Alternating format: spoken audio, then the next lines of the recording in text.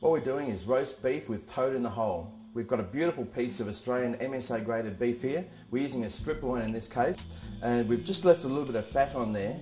What it does is just makes the meat more juicy and tender during the cooking. You can cut it up afterwards, but please leave it on there to start with. We just score that. What we've got here is some beautiful thyme and chopped garlic. We're going to add some olive oil to this and then make a little marinade. This will give us a nice little marinade to put over the beef, make it more juicy and tender.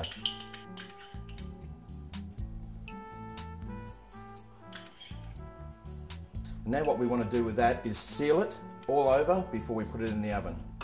So there we have our beautiful piece of marinated Australian beef. We've only let it marinate for about 10 minutes because I have salt in it and we don't want to leave it too long.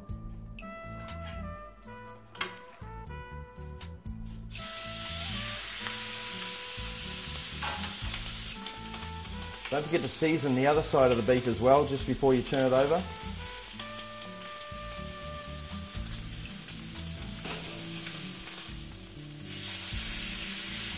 Don't forget to seal the meat all over. We need to retain the juices inside the meat to make it nice and juicy when you're eating it. If you don't have a griddle like this at home, you can do this on a barbecue or even in a frying pan. I'm just going to transfer this to the roasting pan now. I've already got some carrot, onion, garlic and thyme in there just to lift the meat out of its juices, keep it nice and moist, and also we can use the flavour of that later on in our gravy. I'll put out a lovely roast beef in a preheated 180 degree oven, around 45 minutes per kilo.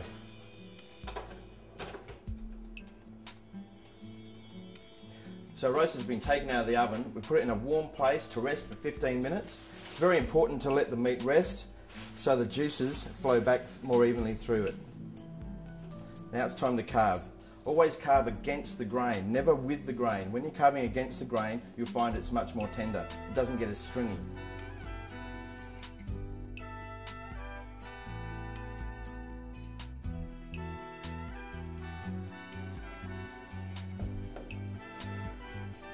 So we're just going to serve that nice big piece with the vegetables on the platter in the middle of the table.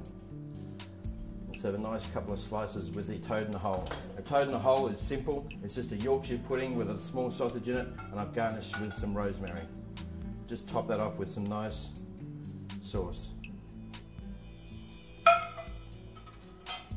And then you have a beautiful beef roast.